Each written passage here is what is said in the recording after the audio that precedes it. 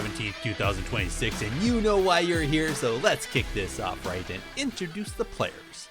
Hey, I'm Gerissar, a WoW esports aficionado. Hey guys, it's Bigmoran, and I'm the least biased WoWPvPer. Hey guys, it's TreesapJake, and much like England's World Cup dream, I'm coming home to the podcast.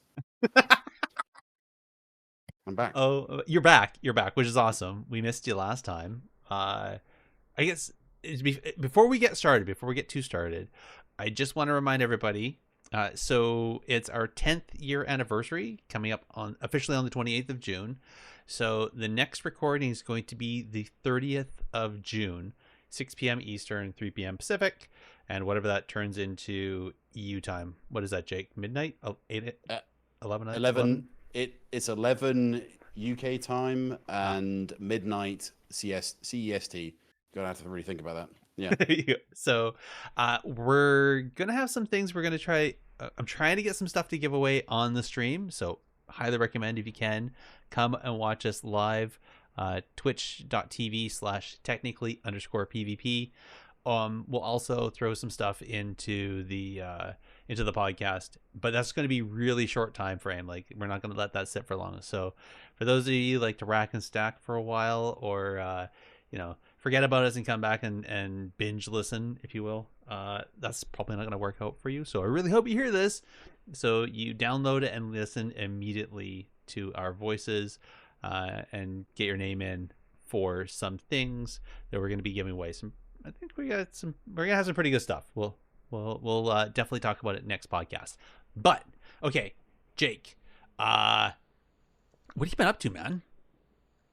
That's a very good question. There's been a lot of stuff going on IRL for me, which is really good fun. I do something called LARP, which, if you've had the distinct pleasure of ever being able to do, it is basically just a very good excuse to meet up with your friends, get drunk, and just roam around in medieval gear. It is the funnest thing. I also get to fight, so as I am a PvPer, I can't not do something and not PvP. I'm essentially with a silicon polearm fighting off orcs for 3 hours on a Sunday. Nice. So yeah, super fun. Very tiring. Sadly, I'm not as well trained as my character is in the game. Therefore, I need many water breaks and many just arm breaks in general. That's awesome. When you do that, like when you hit somebody, do you like stop after you hit and then like roll? So somebody roll like a D20 and like a D6 or something like that to say how much damage you did? I think if I did that, it would take maybe 2 weeks to do one battle. It works. It's probably quite a very balanced system, which is that you sort of have a bit of ownership, but everyone's in like armor, and if you have like a certain level of HP, depending on how much armor you've got, and if the weapon hits you a few times, you kind of count in your head, and there are refs that watch, so there's multiple refs. You kind of got to be aware, but there's also special abilities that knock you down and remove the use of your legs, as it were, for example. And so obviously, if your legs are removed and you're surrounded by a load of people battering you, yeah, there's a chance that your character's probably going to die there. Awesome. How many people do the Black Knight thing? That's a good question. A few, but many people who play the orcs, which is kind of like the bad guy sort of side of things, they don't really care if they die because they just get to respawn. But if you're playing your own character, it's a bit you're not I don't know. Some people like to do it. I definitely spend too much time on it, so therefore I don't want to just randomly die. But yeah, anyway, Fair enough. PvP's fun. PvP is fun, even IRL. How about you, Big? Have you been LARPing anything this past week? Not really, and honestly, I haven't been playing WoW the past few days, because as we'll discuss in a little bit, there's a little bit of chaos at the beginning of each patch. But I've been playing Rogue over the past 2 weeks mostly, as I been mentioning. Yep. And I definitely reaped the rewards of the inflation that we had for a while, and that was really fun. Nice. There was actually a conversation yesterday on Ven stream about inflation and whatnot, and I thought it was good for the game. Maybe it came at the wrong time, but I had fun during that period, gaining rating. Number goes up. That's all you want in World of Warcraft. So True. I'm thinking about. I mentioned this last time, but I'm thinking about maybe leveling my mage or possibly hunter. I'm not sure. Okay. I'll make that decision sometime this week. But other than that, it's pretty much just been business as usual. Cool. Well, I have been playing, but I haven't been PvPing really. I was leveling a Evoker that I have as preservation. I decided to try to take on that little challenge, and I must say that that class, that spec, is fun. It is spicy too. Like you can do some pretty cool stuff with it. It's it was pretty fun to watch, and obviously I, you know, not to say watching AWC and watching all the great plays that were done with people playing Evoker was actually what made me do that. I was going to do it anyways because of I decided I was going to maybe try raiding again with my guild, but yeah, after playing it, I can see why that class and especially that spec is so viable in PvP because I think I said it in our Discord, but I feel that if Voidweaver Disc got nerfed a bit, people would start complaining about how much damage the preservation Evoker can do. I think also as a design choice, I think preservation evoker is also just completely and wildly different to anything else that we have. And I always said long before Dragonflight came out that we really, really needed another healing spec because we've had the same healing spec since MOP, and it'd been kind of boring to have this slow rotation between, I want to say 4, I might be wrong, maybe 5 different healers that were kind of on the fringe of viable or then always getting nerfed. But then you've got this really cool design utilizing that interesting design choice that we had in Dragonflight to create this new spec, this new healing spec. And I think actually going out and trying it for the first time, kind of people realized, actually, yeah, I'm quite good at healing. An example of this is Nephi on EU, who is, like myself, an Argent Dawn native, played DPS for such a long time, and then re-rolled onto Preservation Evoker during the pre-patch of Dragonflight, or maybe even before that, and yeah, unlocked rank 1, etc., etc. So I think it's really cool. Oh, it is, and it's such a fun spec, and I like because it. I mean, you do damage, which rolls into healing, and then you do healing, which rolls into damage. So there's always this like yin and yang tug of war going on with your spec, and then by doing damage you get back mana, which is kind of weird. But it's not like Monk or Disc where you're just doing damage and then people are getting healed. Like you have to weave the two together. You can't just sit there and just spam damage and all of a sudden watch bars go up, right? So there's always this yin and yang thing going on, which is really kind of cool. If anybody wants, I mentioned it on Twitter in a couple spots, but there's a person called Bowser the Healer. They are making YouTube videos. They're really in depth and they're really good, and I gotta admit, like, you know when you watch like a video and they kind of roll through and they talk about some specs and they talk about like the talents and they talk maybe about some abilities, and then all of a sudden like it like goes super in depth, or it's just like they're trying to make it super, really quick video, and so all of a sudden it's like the superficial kind of just like skim top. But the way they do this is they just talk about each ability, and then they talk about how they combo together, and then it just kind of it's like it's like building a Pokemon hand, right? Like, just like build on and build on and build on, and then all of a sudden you understand the whole spec. It's really kind of cool.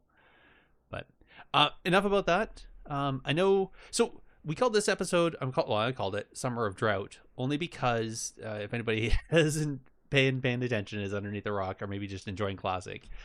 In retail, the 12.0.7 patch dropped yesterday with a brand new one boss raid. And congratulations, I guess, to Guild Liquid for getting another world first kill within the first hour of the raid dropping. I think that's right. Anyway, I'm suspecting that this is actually going to be a very slow summer for a lot of the retails, and you're probably going to hear a lot of complaining. Personally, though, I think that we're going to be okay as PvPers because there's so much recyclable content as PvP, right? So I'm going to ask you guys, Are you expecting it to be a slow summer, or do you think it's going to drop off and we're going to hear a bunch of people complaining about the slowness of PvP and maybe a stale meta? Or do you think that people are just going to start alt hopping and we're going to see actually an increase in activity because there's nothing else to do in PvE? That's a interesting question. I was gonna say, I think we're gonna probably have 12.1 sometime in June, like maybe, or I'm sorry, late July and maybe late August, sometime around then, because BlizzCon is obviously happening in September. So I assume they're gonna drop the next season, next patch right before BlizzCon. I assume. Could be wrong. So maybe we have a new season to look forward to. I know there's wasn't any tuning with the patch, which a lot of people were surprised about. So possibly we're going to see some tuning at the end of this week. But yeah, I think if you're not a PvPer, this is definitely a time of drought. I know they've implemented this new Omnium Folio system, which is a time-gated 5-week event, which we can talk about in a bit. But other than that, and the new raid, I don't really know if was there any significant content truly added? I mean, one boss raid is just that's like, as you mentioned, that was cleared within 1 hour of servers resetting. So I don't, sure it's content, but it's just a one-time thing. It sounds like. So yeah, I think for PvPers, we don't really. I mean, we're kind of always in a drought, admittedly, in PvP, right? Like it's a perpetual drought. But yeah, for the rest of the community, definitely probably slows down. Yeah.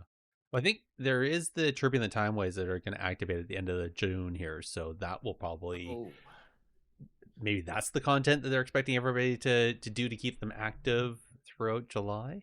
But if we're doing if it's still an 8-week cycle, because that's what they've been doing, right? 8 weeks between patches. So it's going to be in 8 weeks before 12.1 drops, right? Which is, so that's what, August. That's middle August, yeah.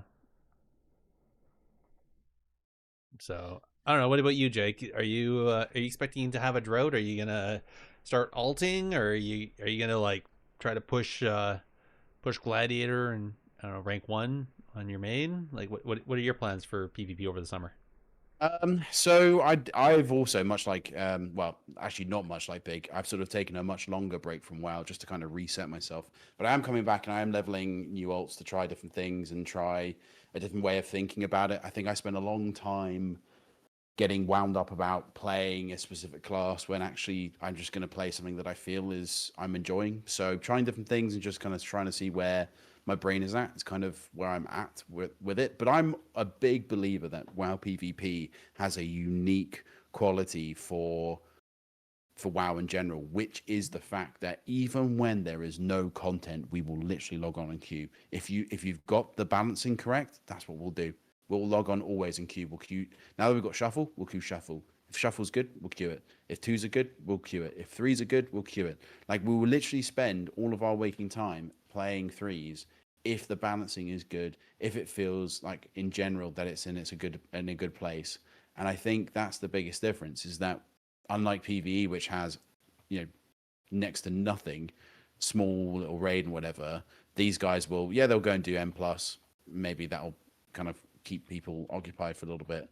But the truth is, it's like PvPers are your backbone. Like, truthfully, like I always feel like that. And it's always the thing that's upset me the most, is that Blizzard have never realized that if they really paid attention to our community, they could have just a stream of people that will never stop playing. So yeah, that's what I think. I think there will be a drought because likely we will get bored of the balance, as always. But I am always optimistic. I'm equally optimistic, but I'm also realistic. But you're not wrong that we do have that glorious position right now in the game where, and I think beyond Mythic Plus and people chasing, I don't know what, some mounts because of that new mount thing they have, PvP is really going to be the only thing that's really going to be active. And maybe we'll get some people that they haven't played for a while, because they're bored, and maybe they'll join in. So that might be cool.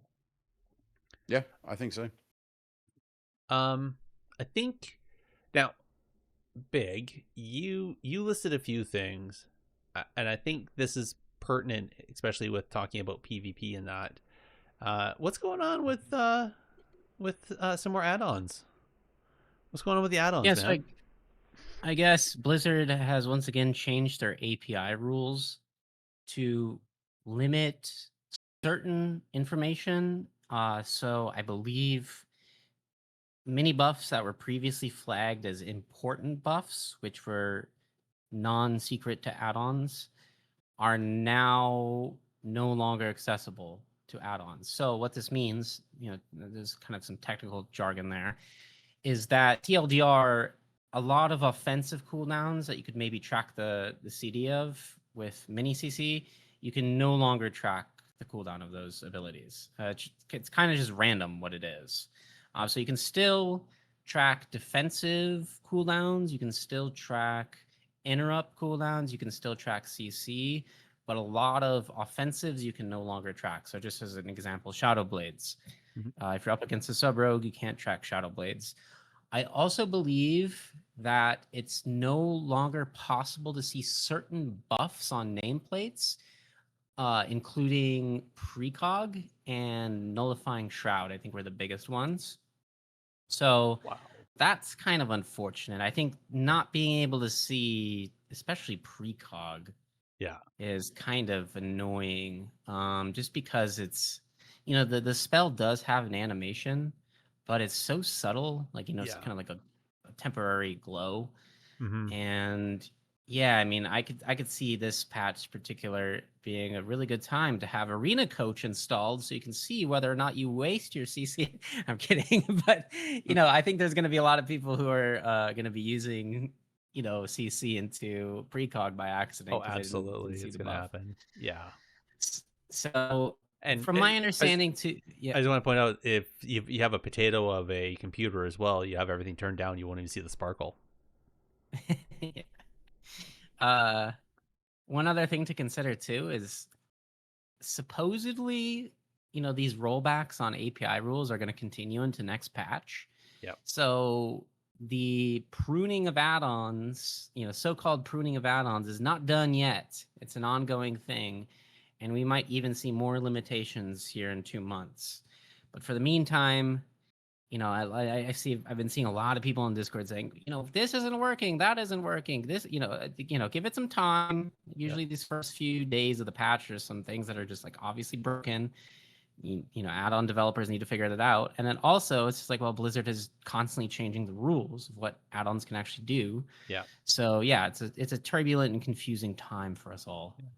I will point out, and I also saw it over on Twitter, this is mentioned, but it affects even people with accessibility issues even more, because a lot of those people where if they have vision or audio issues or deficiencies, they're relying on add-ons to help highlight things. And with this change, there's now a bunch of people that can't PvP and can't raid because even the text to speech and that the TTS in the game doesn't even work beyond, I think it's the person you're targeting, or the whatever thing you're targeting. So whereas before, you'd be targeting something, but you'd still hear an audio that somebody lust, your raid lusted or something like that, right? But now you won't hear that because you don't have the person targeted. So it's even more detrimental for somebody who's using add-ons to help augment their game so that they can actually play it. Anyway, crazy that we've kind of gone backwards in that sense. But I think this is kind of what everyone asked for. Everyone asked for, oh, can we have no add-ons? And then we get rid of them all, and it's like, oh, but my add-ons. I don't know. I never asked for them to get rid of add-ons, though. I didn't mean you specifically, though. I have heard most people are holding you accountable. So it's so funny. Like, I truly believe that the no add-ons thing was like the true you think you do but you don't in WoW. And I understand, why some players might feel frustrated or might have felt frustrated at add-ons. Yeah. But I mean, they've just been part of the game since the beginning. Like, it was just they've always been like part of the culture, and I was never really bothered by them personally. I mean, I could see why people would be frustrated, at some add-ons, specifically weak auras. I think obviously the big thing they wanted to tackle was weak auras.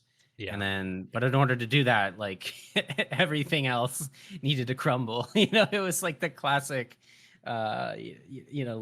literacy story or literature story where it's like, in order to save civilizations, like some people must suffer, right? Yeah. And so that's what happened, unfortunately. I will actually, I'll take that back slightly. Is I did have an issue with add-ons only because it was impossible to watch streams.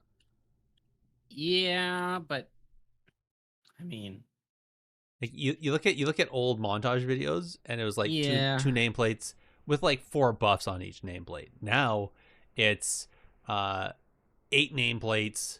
You got your party, plus you have the enemy's team, plus you have everybody's nameplates, and there's like 3 dozen buffs flying around, and then there's like these giant squares of CDs and all this other stuff, and then there's the DR trackers, and then there's some blaring horn going off to tell you to hit a defensive, and it's just that was annoying. I agree. I agree. No, but it's so true though. Like it is. It's very annoying from a viewer point of view, but it's like at the same time you're kind of thinking, well, hold on. I'm also kind of giving up everything that I'm kind of used to. Like there are some classes where I just don't think Blizzard have done it right, because classically, once again, I think the game's has like a level of complication that requires certain add-ons to be used to understand it, like what we've talked about, where we have nothing in the base UI that allows us to actually kind of keep track of things. Like the good parts of the add-ons we've actually lost, and we no longer have access to, which is a real shame, because tracking your cooldowns, tracking kicks, that kind of stuff is something that is important nowadays. Stuff that we don't need is, like, as you say, the air horns going off as soon as someone's cooldowns are pressed, or other things like that. But the game basically already has those indicators in anyway, because it's just like everything lights up, Yep. So what are you meant to do? I feel like you just can't win. I feel like they should have done the same thing in Legion, where they added in like something where it was in PvP, all this stuff is active, you can see it. In PvE, no, and then that way the raiders can have the difficulty without having an add-on simplify it, and it's not just cognitive overload. In the meantime, in PvP, where people are suffering from cognitive overload, that there is the ability for add-ons to help simplify the UI and reduce, so that of those 3 dozen buffs and whatever that's on a person, there's only 3 of them that actually matter, you can see, and that you're not lost into like all these other additive buffs that are like an extra 2% damage or something like that, or the fact that the rogue just press Shadow Blades and you're going to die in 2 seconds if you don't, or even 1.5 seconds if you don't press a CD, because that's a reality too. Talking about add-ons though, I've mentioned this before on the show, the Overlord add-on, and it is really taking off. A huge shout out to Trauma.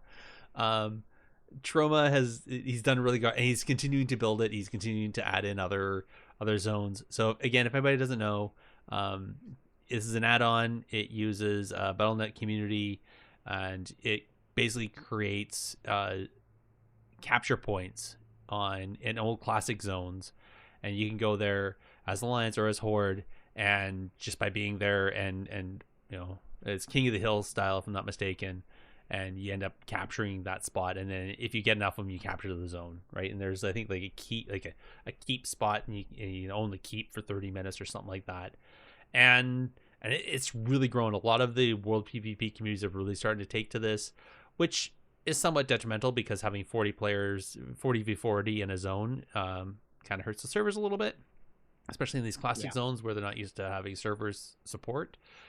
But talking about add-ons, like this is an amazing way of using an add-on to help grow PvP, right, Big?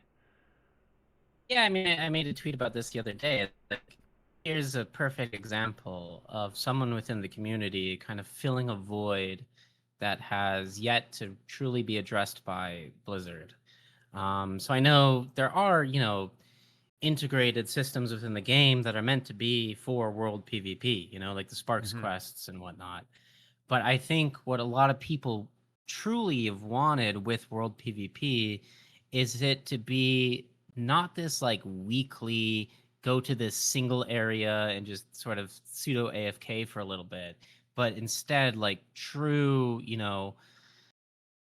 war zone type, out in the world, the old world style player versus player, which is exactly what Overlord does. And I think what's so brilliant about the add-on is the fact that it gets you going back to old zones.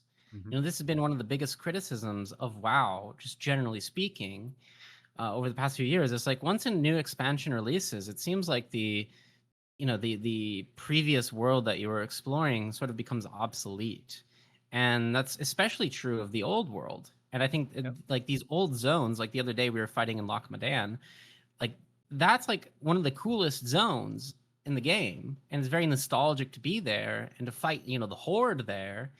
And so it's just like this brilliant add-on that sort of pulls together all of these ideas and sort of fixes a bunch of problems in this creative way. And I mean, I just think it's a really good example of the community solving a problem. Mm-hmm. And I'd like to see more things like that, whatever that would be. Ditto. I equally agree. Now, I think Jake, you've heard of this add-on, but have you actually played with it? Have you actually done anything over in EU with it? No, nothing at all. In fact, Oh. I only learned from it because of you guys and the tweets. So I think it's I think there's an interesting point that I think you made, Big, which was that it's funny how the add-on workers are finding and coming up with fixes quicker than Blizzard have. Like no one in Blizzard thought this could be really good. But I do think that sometimes if Blizzard were to drop it down in our laps, it would be from a real sort of commercial aspect that tries to lock you in, and it's kind of going to end up like what was that?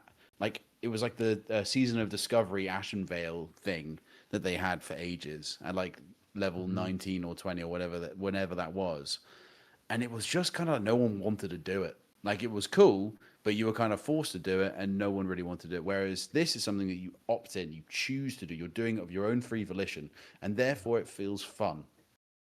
And so I think that's something that I think maybe we might have to bear in mind with this. Is that like I think it would be amazing if Blizzard actually could do something with it, but I kind of think if they did, we wouldn't take to it in the same way we have done. But I think it's a brilliant idea. Yeah, I think you're right.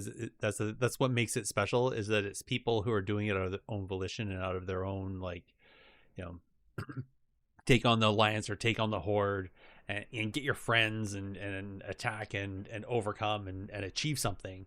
But it's because you want to do it. It's not because you're being forced to do it. Yeah. And I find that's the same. You're not wrong. Is that a lot of the stuff that Blizzard has implemented ends up being you have to do it for some sort. They always added like some power to it or some benefit to it that makes you have to do it, and then they make it so grindy that it removes the fun of doing for fun, and it becomes a chore. I think about a certain tower in a certain expansion about dead people in the afterlife. On that though, this is one I did not realize this because I'm only in like the official Discord for the Overlord and watching how people are interacting and talking about it, and I haven't actually participated because usually being a dad gamer, I find a lot of the time like my real gaming time is like Saturday morning at 9 o'clock in the morning, and lo and behold, nobody's really PvPing, let alone world PvPing at that time. But it came to light there, Big, that there's apparently a Discord that was also made for people to make groups with, but then it ended up becoming something else. And I don't Like, how does this work? Like, what the heck happened there, Big? Are you referring? You're referring to the drama, or wait? Yeah. Well, so the tension, and I won't get into the exact details. The tension is that Overlord kind of has rules and has a set of expectations for its players. And since it is faction versus faction, maybe there isn't proper incentives for everyone to follow the rules, and so that can create some problems with like imbalances, and it can be tricky. And again, that's just because it's trying to fit a circle into a square, or a square into a circle, where it's like it's trying to implement a system into the game, sort of ad hoc, and that's really difficult to do without certain guardrails being in place. I know I'm being very ambiguous with this, but it's just if there the TLDR is if there's something in the game that people can exploit, people will probably try to exploit that. Yeah. And it's difficult to get everyone to play by the rules. Well, but I think it just goes down to we're dealing with people, right? And people, especially people with strong competitive attributes, they want to win. And some people then, with that attribute, but also have a bit of a flexible morality, will do whatever it takes to win, including if that includes exploits. And I think we're all aware that in the world of Warcraft, in the WoWPvP era, communities, there's also a group of people where they win only by superior numbers, right? And they feel superior that way because we trumped out, we completely stomped that other group, when it's you stomped them because you just 40v5'd a group of enemies, and yes, you totally overwhelmed them, and there's no way that they could come back from that. But yeah, I think I heard there was some people that were exploiting where they were unkillable, and they had a bunch of whatever they had, but they weren't taking any damage whatsoever, apparently. Arguments back and forth about whether that was true or not. And then also, I think it also got to the point where one faction was declaring that they weren't going to fight anymore because the other faction was either A, cheating, or B, they were overwhelming the other faction so much that the one faction was just like, no, we're just not even going to bother, because you can, we go in and we play fair 5v5, and all of a sudden you call another 40 people and bring the servers to a halt, and we don't want to do that. So am I getting that right? Yes. Okay. TLDR, yes. TLDR. I think as well, I think when it comes to WoW, we are just we're built different when it comes to exploits. It's like, if you think back to, I think there's so many, like Race the World First is full of these random, like, oh, they're not exploits, they're just clever mechanics kind of things. And I guess you get also the same thing when, I mean, the one that comes to mind, I'm sure that comes to mind for everyone, is the, I think it's the Legion Boomkin, was it Legion or, no, Azeroth, Battle for Azeroth? I can't remember which one. It was either in between or not. The Sea-Doo thing? The Sea-Doo one, yeah. So that one was the big one that comes to mind. Like, is that exploits? Is it clever mechanics? Who knows? Either way, it got nerfed. And I think the point is that this is what we do, and that sadly this is a part of WoW PvP. There's very little integrity. There was a guy on my server called Napalm back in the day. I think he also became quite famous just in general across the board. He would do World PvP on Argent Dawn and EU, and he was well known for just being insanely good, and he would just sort of like take potions and drop down out of thin air and dismount people with as a fire mage with like Pyroblast and Scorch, and just kill them whilst they're AFK. Like, I think the point is that we just do this. So when you have something that's community driven and like that, unless it has such a big following that people are remiss to get removed from it, or there is a dedicated team that is there to stop people from doing it, which is very difficult, seeing as it's World PvP, and as long as you've got a subscription, you can probably get there somehow. It becomes very difficult to police these things. And the reason why Yeah. I speak about it is because I was mentioning before the show started that I'm in an amateur League of Legends tournament, and it's basically very, very minimal, but it's so well run. It's the most fun thing I've ever done in my life. But it's custom games, and it's obviously like a community-based thing. But people are running it, and they have specific rules that you have to follow. And if you get banned, you're out, and then you kind of lose that sort of itch that you're trying to scratch, that competitive side of things that maybe Riot or Blizzard don't offer players to be able to do in their downtime when they're not pushing threes or solo shuffle or whatever. So it's hard to police that, but it's interesting. It's a really cool concept. It is, and I think like anything in the game, it can be either made great or completely made horrible by the player base. I think the last time I saw anything that was actually like a true incentivization of a zonal war was Najatar, and I remember Ruin Gaming would have timers on their Discord servers, and they had people that were anchors, and they'd just roll in with like multiple raid teams into a zone, and the server would just crawl into a halt, and then all of a sudden, poof, the thing was done in like 3 minutes, and they're all like, "Yay! Look, yay!" And in the meantime, everybody else that wasn't part of that would like you couldn't even achieve anything yourself unless you're part of that group, and yeah, it was horrible. So I think that's the downside, is that in the game of World of Warcraft and just how it has perpetuated over the years, a lot of it is all about yourself, and it's very selfish gameplay, and it incentivizes selfish gameplay.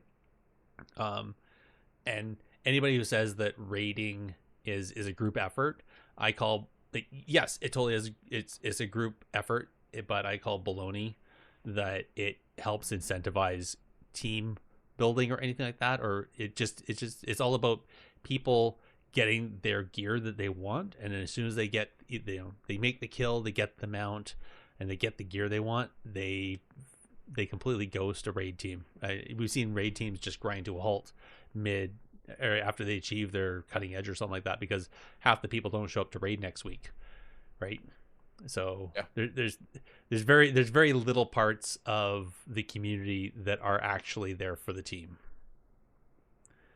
Anyway, I think that even goes to PvP. Like that's I think one of the reasons why solo is so viable is because a lot of the people that were queuing for threes before solo shuffle existed were doing so only because it was the only way to get their achievements, to get their mounts and everything, and now they don't need to do that, right?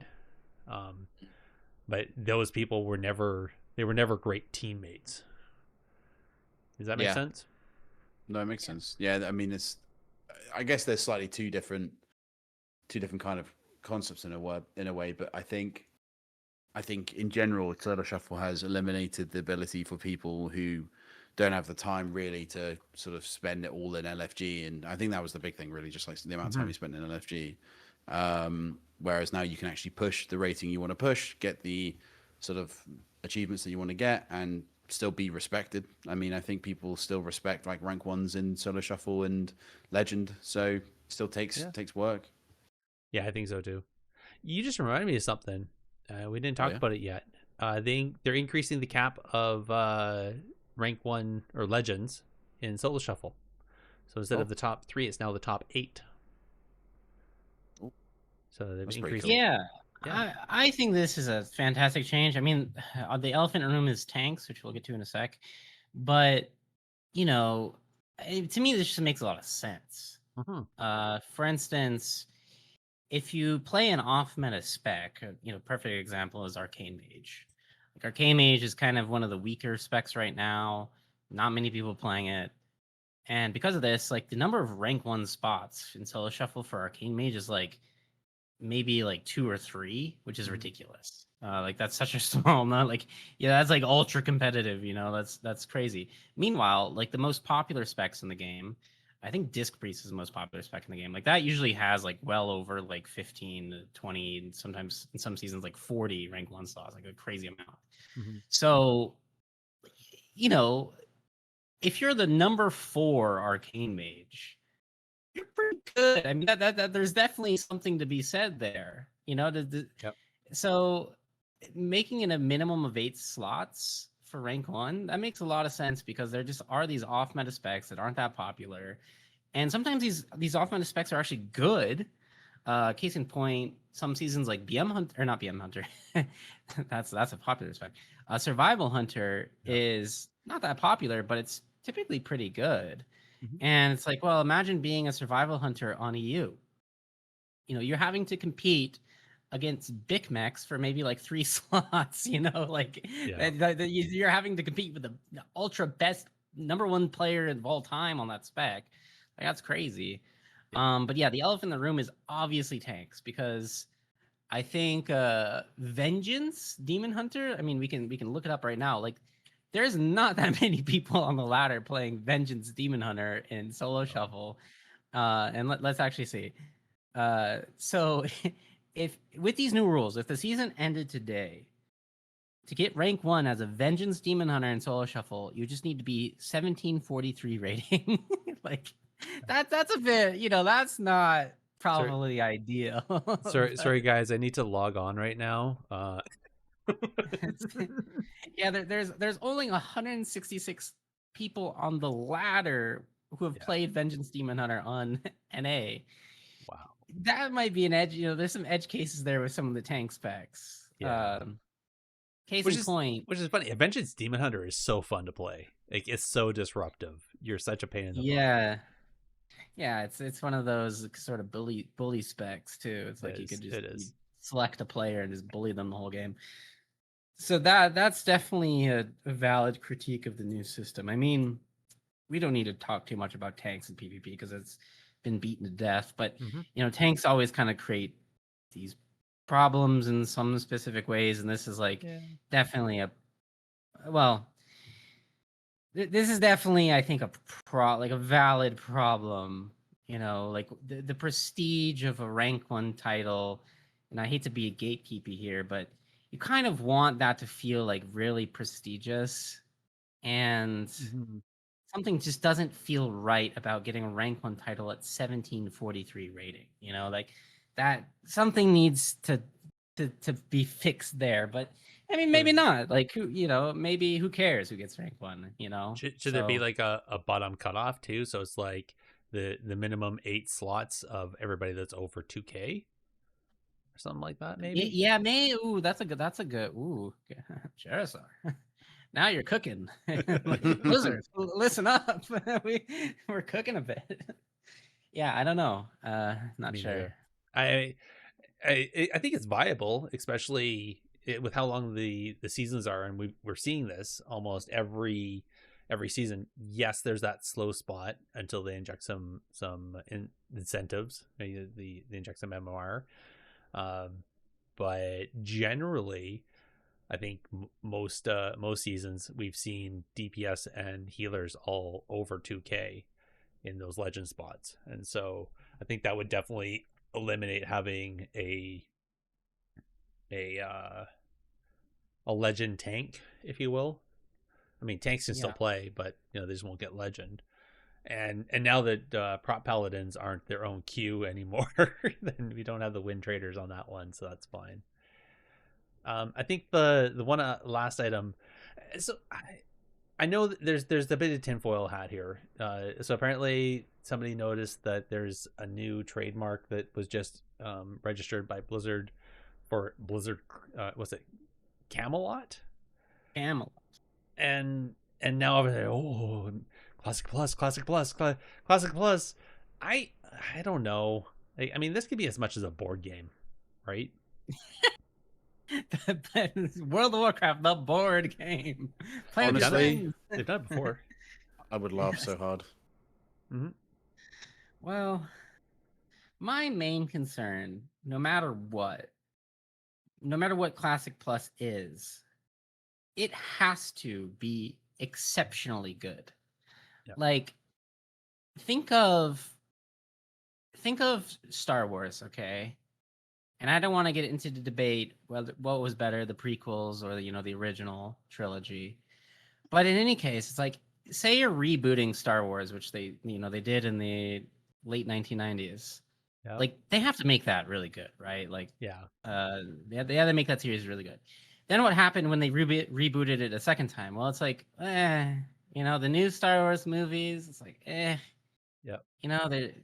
they're okay, but who cares?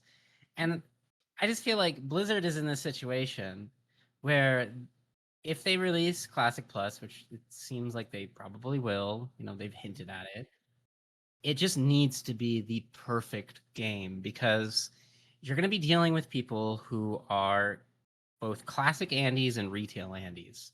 Yep. The classic Andes have their own vision of WoW, what that means, and the good old days and whatnot. Then you have the retail Andes who want this like really polished system and things to be perfect. And so Classic Plus in theory needs to somehow at least satisfy the classic Andes, which I think is really difficult to do, and then ideally also satisfy the retail Andes. And doing both at the same time, I think, is an exceptionally difficult task. Yeah. So I'm curious to see what Classic Plus actually is. I mean, obviously, I think everyone's curious. But I think no matter what, it has to almost be like the perfect game. Otherwise, I'm not confident that it will stick around. That's my concern, is it just needs to be flawless. I suspect, regardless of what they do, the same thing is always going to happen. Is a bunch of people are going to flock to it. The servers are going to have a bunch of issues. People are going to complain, and they're going to lose 5% day one. And then all the retail Andes are going to play it and realize and remember again how much of a grind it is to play the game. Yeah. And they're going to quit level 30, maybe level 40. They might get to level 50, maybe even 60, but then they'll quit because they've spent too much time and they're missing out on the next plushie and the next housing thing and whatever, all the housing stuff. In the meantime, then the classic Andes are then going to complain because their server is now a ghost town and ask Blizzard to amalgamate servers, and Blizzard's going to rail against that because they don't want some mega server, and then people are going to stop playing, and then they're going to lose the other 40% of their player base, and it's basically going to be everybody that's playing hardcore is going to be playing Classic Plus. Oh, and then hardcore community is going to complain because now there's nobody playing hardcore. Yeah. So that's my tinfoil hat. Yeah. And also, like, according to those leaks, there's gonna now be a reboot of Wrath of the Lich King potentially at the end of this year or the beginning of next year. Yep. Which, it's coming right before. What's that? I'm gonna be there. You're gonna be there. Yeah, like, so here's the thing. I think they're obviously. I think what they're gonna do is they have the anniversary server. Is that what they call them? Yep. Yeah. And they're just gonna go vanilla TBC Wrath restart, vanilla TBC Wrath restart. I think that's probably gonna be their plan for the next however many years. That's what the private servers have been doing, that they've been shutting down, right? Right. Exactly. So, and for me, I'm kind of excited just from a content point of view. Just like I get to make some Wrath content again, which I'm kind of happy about. Yeah. So yeah, I think that's cool. Camelot, not sure. I think there was some other thing in the leak about a possible like anime or something. I couldn't really read the text, but I think that's something that the WoW community has been asking for, is like some cool TV show or whatnot. Like, I don't know if you guys have watched Arcane, the League of Legends show, but that's like an amazing show. Really, really well done. And I think the Warcraft community would be eager for something like that. People have been calling for it for years. Yeah, what was that? Yeah. Jake? No, I was just gonna say, like, unironically, the story of Warcraft would fit an anime so unbelievably well. Like, the ability, like, I mean, the Arcane was really good. The first season was really good. Second season was a little bit but in general, concept was really cool. But WoW and Warcraft in general has such fleshed out stories from the days where their creativity was so unbelievably good.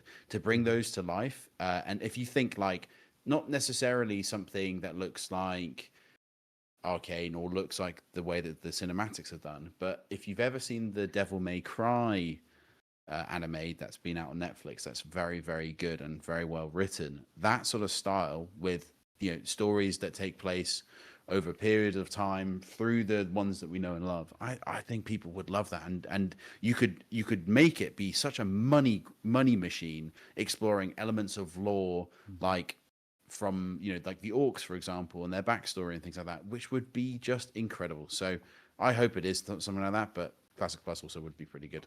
If they do an anime and I don't see old Blanchy, I'm going to cry. Like, I think that's a prerequisite, isn't it? Yeah, I thought so, but again, I don't write the stories, so if they don't do it though, that'd be such a loss. Like same with like there would have to be some sort of like a one episode explaining Mankirk's wife or something like that. Yeah, one whole episode is just actually I will say this. If you watch The Last of Us TV show in the first season, there is a episode which is completely like not even in the game, and it's just basically about the guy's like he has a relationship with another man that he meets during that, and it is the best bit of TV I think I've ever seen in my life. It was so unbelievably good. And it not even in there. So honestly, if they do a whole like Mankirk's wife, and it's like their POV, but from when they first met and everything like that, I'd be on it. I'm sure it'd be the most incredible episode. Exactly what it is. I just watched that episode with my wife, actually. Oh, awesome. Yeah, season 1, episode 3. That's it. Yeah. Yeah. Unbelievable episode. Bill and Frank. I think something along those lines. It's been a while since I watched it, but unbelievable piece of TV, and I genuinely do think that if they did something like that, it would be good. I agree.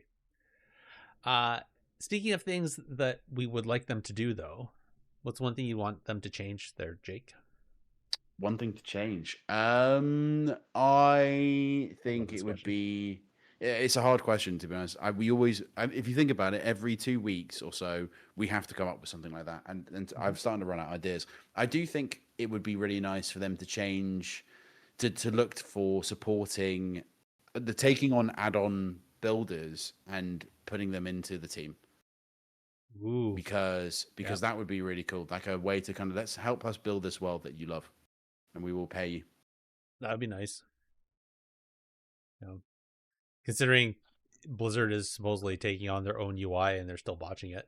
So, yep. All right. Big. What's one thing you would change?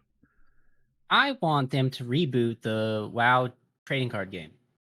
I went to a card convention with my brother in town a few weeks ago. It was primarily Pokemon cards, which I know are popping off right now. Yep. And I was like, man, I would probably buy some WoW cards, and I would be chasing after those loot codes or those holographic whatever. If I pulled a hollow Xalatath's feet, I would be very happy. So yeah, I think they should 100%. They should have done this years ago. Just reboot the TCG. I don't know how you guys feel about that, but I think that was a really cool thing. It was kind of too ahead of its time almost. Mm-hmm. Does a shiny Xalatath's feet give you the foot mount, and it's just Xalatath's foot that you get to ride in game? You have two good ideas. That's too good. I'm cooking. Oh my gosh! Now we're cooking with gas. Is that a 1-seater toe or a 2-seater toe? Dude, God. You got to invite your friends along. Yeah. Sharing is caring. Oh God! All right, I think talking about things rebooting and whatnot, I want them to reboot the Trivial Pursuit game that they had. It needs to be updated with new trivia that's up to date. So, that'd be cool. Yeah, I feel like that would be awesome. All right, I think so. Quick and easy, love it. What a great show. Shoutouts. Do you guys have anybody to shout out? Shout out myself for returning. You the boss. Shout out to Mathene, who was recently her birthday. So shout out to Mathene. Happy birthday, Mathene. Happy birthday, Mathene, indeed. It was great meeting her at the North Bend Live here in Toronto. That was awesome. I'm going to shout out. Actually, I'm going to shout out a guy named Chris who I work with. He only does raiding and stuff like that, but normally the team that he raids with, they don't do a lot of homework, and yet they were able to go in and do 4 out of 9 mythic in the last raid tier, which is really amazing considering they don't usually do that well. So shout out to him for raid leading that.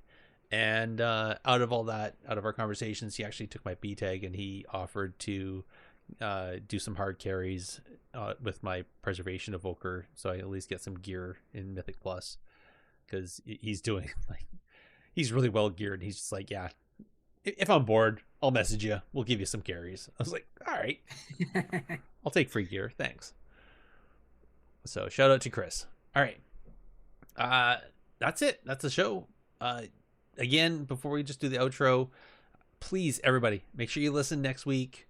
If you can, be here live the 30th of June. You might not regret it. Big, where can people find us? You, if you want to contact us, can do it directly on X at technically_PvP or on Blue Sky at technicallypvp.bluesky.social, or even by an email things, technicallypvp@gmail.com. You can also join our discussions on our Discord. And we are now hosted on Libsyn. So a link to the website will be in the show notes.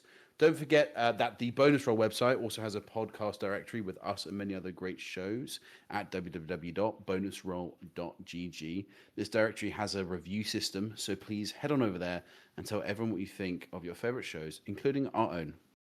Indeed. And as always, we'll have links for that and other things in our show notes. So make sure you go there. And I want to thank everybody for listening. And we'll chat with you next time. Good night, everybody.